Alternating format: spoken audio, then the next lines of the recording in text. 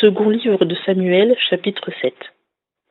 Après que le roi fut établi dans sa maison et que tout alentour l'Éternel lui eut donné du repos de tous ses ennemis, le roi dit à Nathan le prophète, « Regarde, j'habite dans une maison de cèdre et l'arche de Dieu habite sous une tente. » Et Nathan dit au roi, « Va, fais tout ce qui est en ton cœur, car l'Éternel est avec toi. » Mais il arriva cette nuit-là que la parole de l'Éternel fut adressée à Nathan en ces mots. Va et dis à David mon serviteur. Ainsi a dit l'Éternel. Est-ce toi qui me bâtirais une maison afin que j'y habite, puisque je n'ai point habité dans une maison depuis le jour que j'ai fait monter les enfants d'Israël hors d'Égypte jusqu'à ce jour, mais que j'ai marché çà et là sous une tente et dans un tabernacle? Partout où j'ai marché avec tous les enfants d'Israël, en ai-je dit un mot à quelqu'une des tribus d'Israël, à qui j'ai commandé de paître mon peuple d'Israël? Ai-je dit, pourquoi ne m'avez-vous point bâti une maison de cèdre? Maintenant donc tu diras ainsi à David mon serviteur. Ainsi a dit l'Éternel des armées. Je t'ai pris au pâturage, d'auprès des brebis, afin que tu fusses le conducteur de mon peuple d'Israël. Et j'ai été avec toi partout où tu as été. J'ai exterminé tous tes ennemis devant toi, et j'ai rendu ton nom grand comme le nom des grands de la terre. Et j'ai assigné un lieu à mon peuple d'Israël, je l'ai planté et il habite chez lui. Il ne sera plus agité, et les enfants d'iniquité ne l'affligeront plus comme auparavant, depuis le jour où j'ai établi des juges sur mon peuple d'Israël. Et je t'ai donné du repos de tous tes ennemis. L'Éternel donc t'a fait entendre qu'il te bâtira une maison. Quand tes jours seront accomplis, et que tu seras couché avec tes pères, j'élèverai ta postérité après toi, celui qui sortira de tes entrailles, et j'affermirai son règne.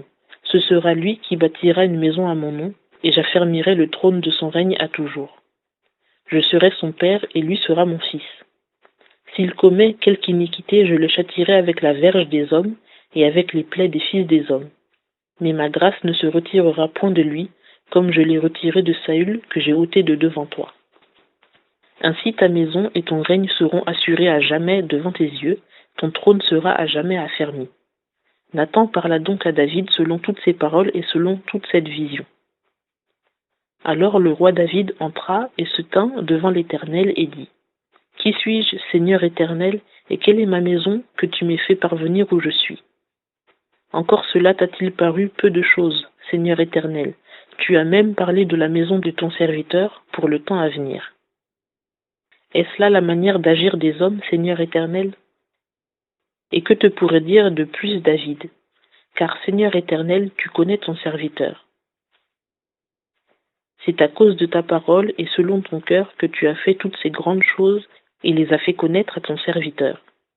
Aussi tu es grand, éternel Dieu, car nul n'est comme toi, et il n'y a point d'autre Dieu que toi, selon tout ce que nous avons entendu de nos oreilles.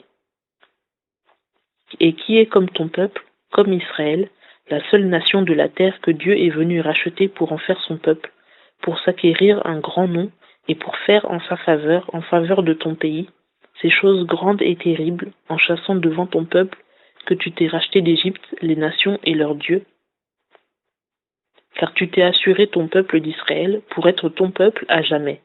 Et toi, Éternel, tu as été leur Dieu. Maintenant donc, Éternel Dieu, confirme pour jamais la parole que tu as prononcée sur ton serviteur et sur sa maison, et fais selon ta parole. Et que ton nom soit magnifié à jamais, et qu'on dise, l'Éternel des armées est le Dieu d'Israël. Et que la maison de David, ton serviteur, soit affermie devant toi. Car toi-même, Éternel des armées, Dieu d'Israël, tu as fait entendre ces choses à ton serviteur en disant, « Je t'édifierai une maison. » C'est pourquoi ton serviteur a pris la hardiesse de te faire cette prière. Maintenant donc, Seigneur éternel, tu es Dieu, et tes paroles sont véritables. Or, tu as promis à ton serviteur de lui faire ce bien. Veille donc maintenant bénir la maison de ton serviteur, afin qu'elle subsiste éternellement devant toi, car tu l'as dit, Seigneur éternel, et la maison de ton serviteur sera bénie de ta bénédiction à jamais.